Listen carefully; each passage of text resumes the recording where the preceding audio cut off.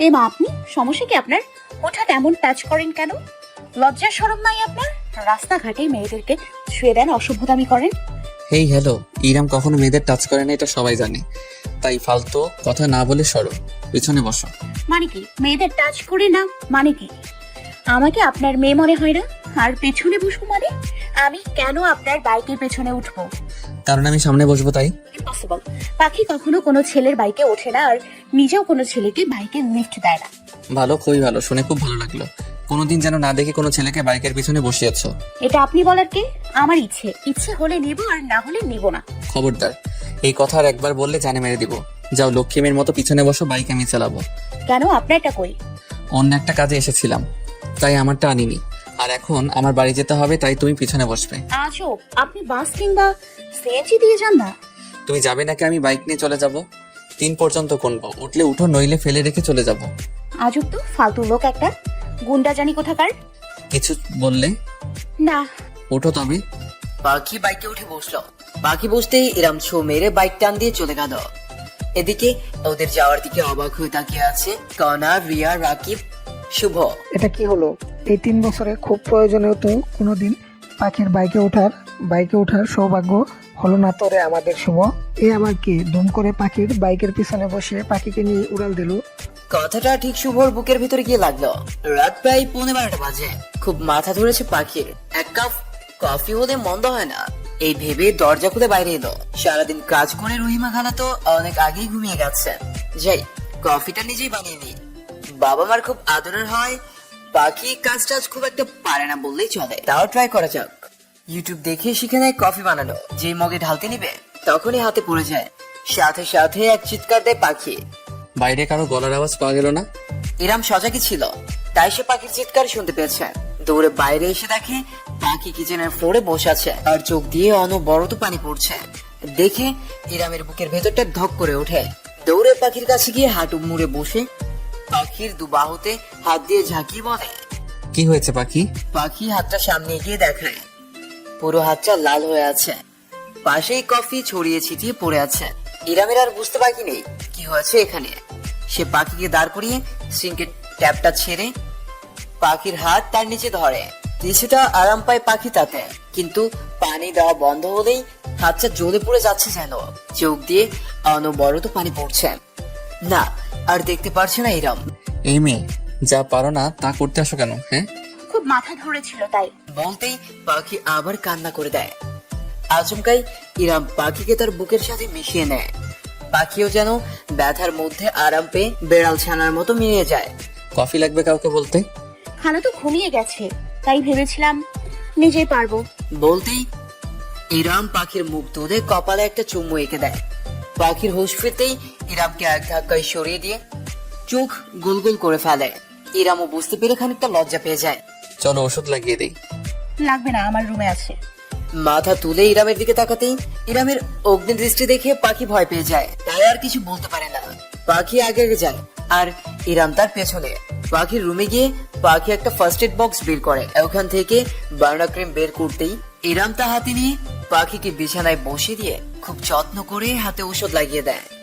ঔষধ লাগিয়ে ইরাম বেরিয়ে যায়। একটু পর ঘরে ঢুকে 2 কাপ কফি নিয়ে। কফি কে বানালো? কেন? আমি আপনি কফিও বানাতে পারেন? আমি সব পারি। ওয়াও, আমি মেয়ে হয়ে কিছু পারি না। এই জানেন, আমি কিন্তু বিরিয়ানি করতে পারি। এসএসসি পরীক্ষার পর শখ করে শিখেছি আম্মু থেকে। একটা কফি করতে গিয়ে হাত পুড়ি একাকার, আবার এসেছে বিরিয়ানি করতে।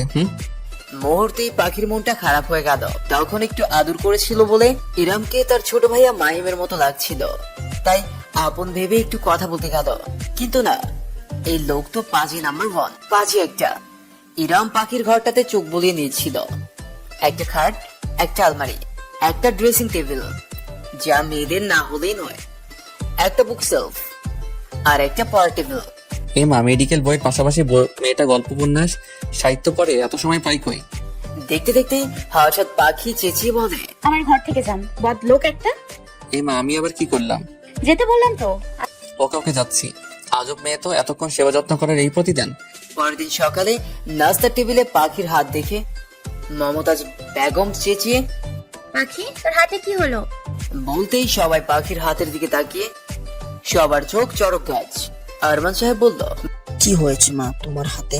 আসলে আঙ্কেল বলতেই ইরাম বলে, আনারি হাতে কাজ করতে গেলে তো এমন হবেই। ম্যাডাম কফি বানাতে গিয়ে হাত পড়িয়েছে। মামুনি, আমাকে বলতা আমি করে দিতাম। অনেক রাত ছিল খালা, তাই ডাকিনি তোমায়। কিছুদিন পর ইরাম চলে যায়। এদিকে মাহিমের বিয়ে ঠিক হয়। পাখির খুশি আর দেখে কে, তার ভাইয়ের বিয়ে। আনন্দের যেন সীমা নেই।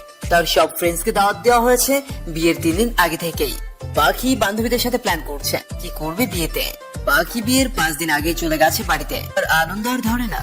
এখন তবে তুইও বাধা পড়ে যাবি ছোট ভাইয়া। কিসের বাধা? বউয়ের আঁচলে বাধা। আইন কান্তি কেউ বাঁধতে পারবে না রে বলি। আর বেঁধে তো তোকে দেব, আমার বিয়ের পরেই তোর বিয়ে দিয়ে দেব। বললেই হলো, আমি কোনোদিন বিয়েই করবো না।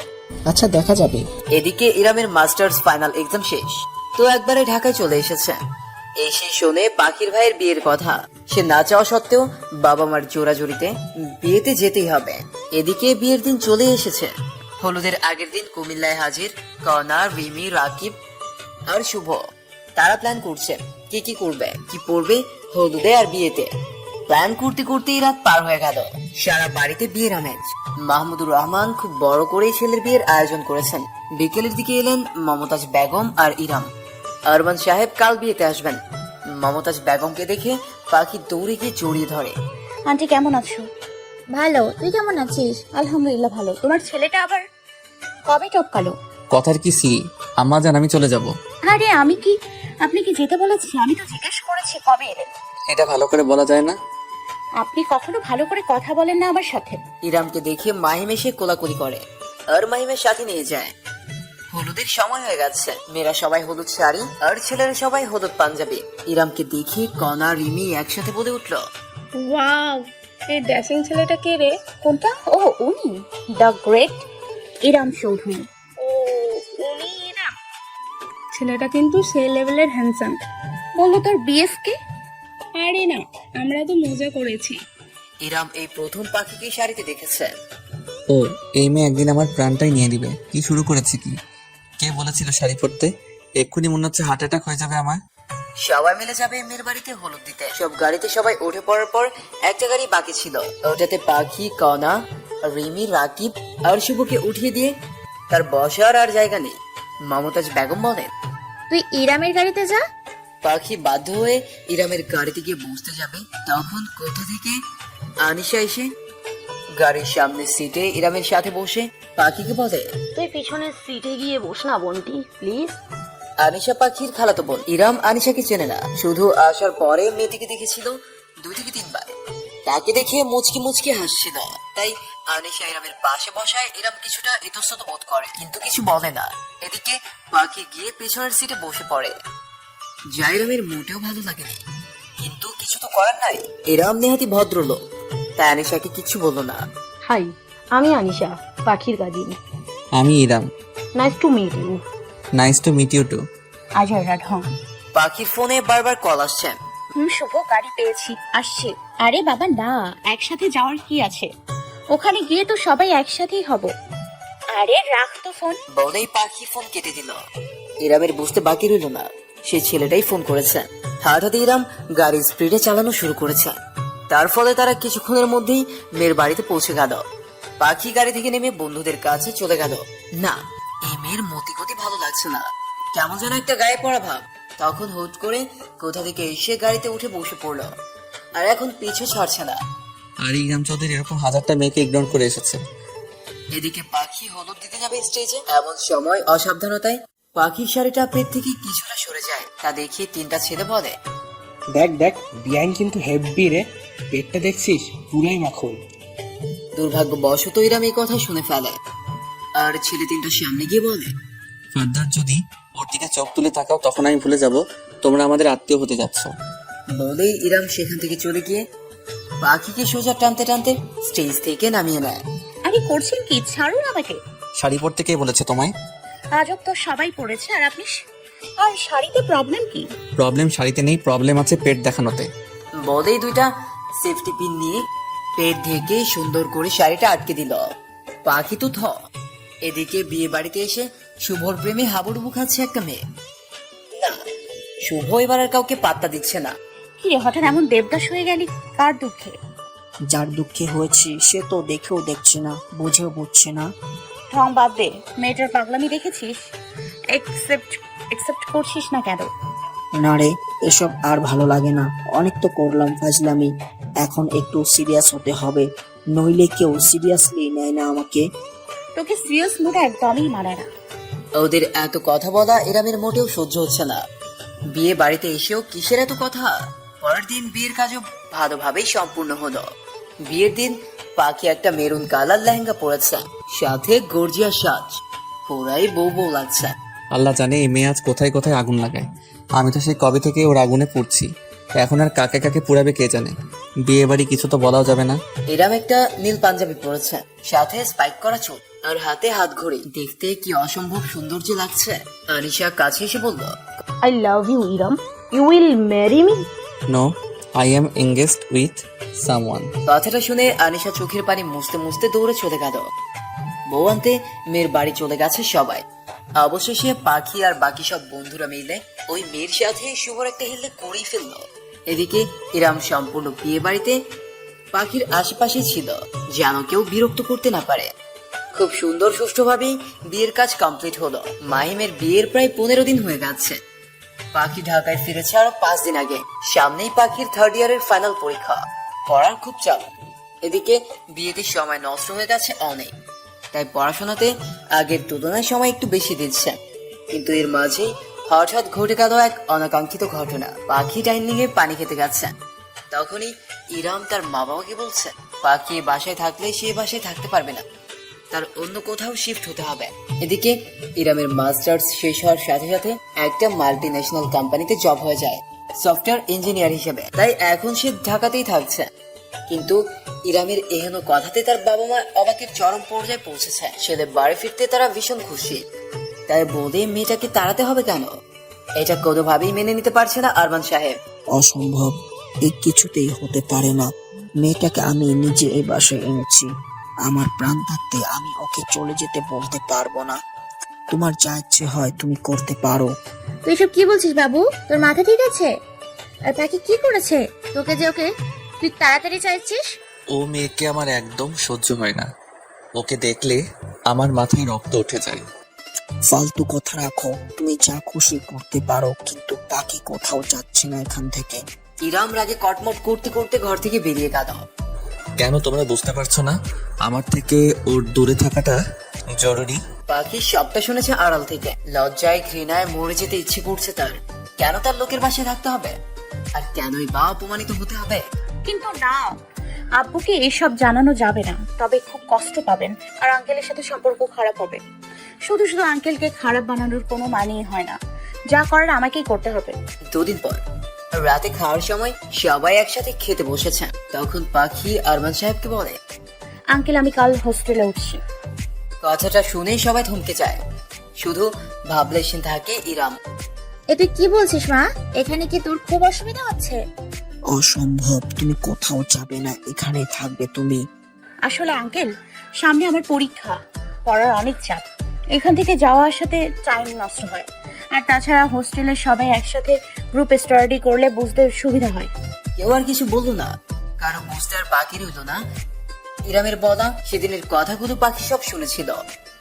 মমতাজ বেগম নীরবে শুধু চোখের জল ফেললেন। পাখি তার বাবাকেও তাই বুঝিয়েছে, তাই মাহবুবুর রহমানও আর কিছু বললেন না। মেয়ের পড়াশোনাই সবার আগে, যেখানে থেকে মেয়ের পড়তে সুবিধা হয় মেয়ে সেখানেই থাকবে। পরের দিন মাহবুবুর রহমান ও মাহিন এলেন পাখিকে হোস্টেলে তুলে দিতে। পাখি শুধু পাখির বইপত্র ও প্রয়োজনীয় জিনিসগুলো নিয়ে হোস্টেলে উঠল। পাখি যাওয়ার সময় মমতাজ বেগম হাউ মাউ করে কেঁদেছেন পাখিকে জড়িয়ে ধরে। বিনিময় পাখিও 2 ফোঁটা অশ্রুজল বিসর্জন দিয়েছে। রহিমা খালাও কেঁদেছে খুব, আর রোহান বারবার বলছে, যেও না প্লিজ খালামুনি, কে আমাকে পড়াবে, কার সাথে আমি দুষ্টুমি করব? এবার পাখি শব্দ করেই কেঁদে দেয়। আরমান সাহেব মুখটা গম্ভীর করে মাহবুবুর রহমানকে বলে, খুব বড় মুখ করে মেয়েকে আমার কাছে এনেছিলাম, কিন্তু ধরে রাখতে পারলাম না। সবার কাছ থেকে বিদায় নিয়ে পাখি চলে যায়। পাখি চলে যাওয়াতে ইরামের ভেতরটা দুমড়ে মুচড়ে যায়, কিন্তু না, ভেঙে পড়লে হবে না। পাখির আর ওর ভালোর জন্যই ওদের দূরে থাকা শ্রেয়। এর মাঝে পাখির পরীক্ষার সময় প্রায় চলে এসেছে। অনেকবার মমতাজ বেগম আর আরমান সাহেব ফোন করে পাখিকে বলেছে গিয়ে দেখা করে আসতে, কিন্তু পাখি চায়নি। পরীক্ষার অজুহাত দেখিয়ে পড়াশোনার চাপের কথা বলে তো বাসায় পাখি আর মরে গেলেও যাবে না। যথেষ্ট অপমানিত হয়েছে পাখি, আর অপমানিত হতে সে পারবে না। এদিকে পাখি নেই, পুরো বাসাটা যেন খালি হয়ে গেছে। কিছুই ভালো লাগে না মমতাজ বেগম আর আরমান সাহেবের। রহিমা খালারও মন খারাপ থাকে। রোহানকে সন্ধ্যায় ইরামি পড়ায় এখন। আচ্ছা বাবা, খালামণি চলে গেছে, সবার মন খারাপ, তোমার খারাপ লাগে না? আমার খারাপ লাগবে কেন? ওকে আমার বউ লাগে যে ওর বিরহে আমি দেবদাস হয়ে যাব? আমি কি তাই বলেছি নাকি? আজাইরা প্যাচাল বাদ দিয়ে পড়ায় মনোযোগ দেয়। এদিকে পাখি চলে যাওয়াতে ইরামের যে কি অবস্থা তা শুধু ওই জানে। অফিস থেকে ফিরে তার বুকের ভিতরটা খা খা করে। সবচেয়ে কষ্ট হয় যখন এটা ভাবে যে পাখি তার কথাতেই চলে গেছে আর খুব অপমানিত হয়ে গেছে। কি রে শুভ, নীরার ফোন ধরছিস না কেন? এমনি আর ভালো লাগে না। দেখ শুভ, সব ব্যাপারে ফাজলামি করিস না। মেয়েটা আমাকে ফোন করে খুব কান্নাকাটি করেছে, এই ব্যাপারে সে খুব সিরিয়াস। তো আমি কি ওকে সিরিয়াস হতে বলেছি নাকি কখনো ভালোবাসি বলেছি? জাস্ট তোদের জোড়াজড়িতে কয়েকদিন ভালো করে কথা বলেছি, ফ্রেন্ডশিপ রাখতে চাইলে রাখতাম, কিন্তু না, সে মেয়ে এক কথা ভালোবাসি ভালোবাসি বলে মাথা খারাপ করে দেয়। আমি কখনো আর ওরে ফোন ধরবো না। তুই কি জীবনটাকে সিরিয়াসলি নিবি না? সেটেলড হবি না কারোর সাথে? তাই তো হতে চাচ্ছি, কিন্তু সে তো আমাকে সিরিয়াসলি নিচ্ছে না। বলেই হঠাৎ পাখির হাত ধরে, প্লিজ পাখি, তুই কেন আমাকে সিরিয়াসলি নিতে পারিস না বল না? কি বলছিস এসব তুই? কেন তুই কি সত্যি বুঝিস না আমি তোকে কতটা ভালোবাসি? তোর মাথা ঠিক আছে? পাগল হয়েছিস তুই? আমি ভাবতাম তুই আমাকে ঠিক বুঝিস, কিন্তু না, আমার ভাবনায় ভুল আছে। কেন তুই আমাকে সিরিয়াসলি নিস না বল না পাখি? পাখি আর কিছু না বলে সোজা উঠে চলে যায়। পাখির যাওয়ার পথের দিকে এক দৃষ্টিতে তাকিয়ে থাকে শুভ। মমতাজ বেগম মাগরিবের নামাজ পড়ে তাসবিহ পড়ছেন। ইরাম গুটি গুটি পায়ে মায়ের কাছে এসে বসে, মায়ের কোলে মাথা রাখলো। আম্মা জান, রাগ করেছো আমার সাথে? মা সন্তানের উপর রাগ করে না রে, কিন্তু হ্যাঁ অভিমান হয়েছে। তোর কারণে মেয়েটা বাড়ি ছেড়ে চলে গেল। আম্মা জান, যা হয়েছে ভালোই হয়েছে জানো। এতদিন আমি বাড়ি ছিলাম না, তাই ব্যাপারটা অন্যরকম ছিল, কিন্তু এখন আমি চলে এসেছি। আর পাখিও যুবতী মেয়ে, লোকে খারাপ কথা বলতো এসব নিয়ে, এর থেকে ভালো হয়েছে ও চলে গেছে। মমতাজ বেগম কিছুক্ষণ ভেবে দেখলেন ছেলে ঠিক কথাই বলেছে। উনি কিছু একটা ভেবে বলে, তুই ঠিকই বলেছিস, এখন যা করার আমাকেই করতে হবে। পাখির পরীক্ষা শুরু হয়ে গেছে। শুভর থেকে যতটা দূরে থাকা সম্ভব পাখি থাকছে। শুভর এসব সহ্য হচ্ছে না, পাখির করা ইগনোর আর ও নিতে পারছে না। এদিকে শুভর পড়ালেখার বেহাল দশা। রাকিব বুঝতে পেরে বলে, পাখি, শুভ তোকে সত্যি ভালোবাসে রে। দিন দিন ছেলেটা কেমন ছন্নছাড়া হয়ে যাচ্ছে, পরীক্ষাগুলো খুব একটা ভালো হচ্ছে না। তোর কি সত্যি শুভর জন্য কোনো ফিলিংস নেই? থাকবে না কেন, আছে তো, তবে অন্য কোনো ফিলিংস না, শুধুই বন্ধুত্বের ফিলিংস। আর তোরা সবাই জানিস শুভ আমার সবচেয়ে কাছের মানুষ। ওকে দূরে সরিয়ে দেওয়ার কারণও নিজেই, বন্ধু হিসেবে। কিন্তু আমি শুভকে সবচেয়ে বেশি ভালোবাসি, আর এর থেকে বেশি কিছু ভাবা আমার পক্ষে কিছুতেই সম্ভব না। ওকে বলে দেখছি, ওকে বলে দিস ওকে, পড়াশোনাটা নিয়ে যেন অন্তত গাফিলতি না করে। আর মীরা মেয়েটা ওকে সত্যি ভালোবাসে। পাখির এক্সাম চলাকালীন মমতাজ বেগম আরমান সাহেবকে নিয়ে কুমিল্লা যায় মাহবুবুর রহমানের সাথে দেখা করার জন্য। আমি পাখিকে আমার ঘরের বউ বানাতে চাই ভাই সাহেব, আশা করি আমার এই আর্জিটা আপনি রাখবেন। ইরাম আমার সোনার টুকরো ছেলে, যে কোনো মেয়ের বাবাই তাকে মেয়ের জামাই করতে চাইবে, এতে কোনো সন্দেহ নেই। আমার পাখিমা যদি রাজি থাকে তবে আমার এতে কোনো আপত্তি নেই। তুমি কি বলো মিলি? ইরাম সত্যিই অনেক ভালো ছেলে, আশা করি পাখিরও ওকে অপছন্দ করার কোনো কারণ নেই।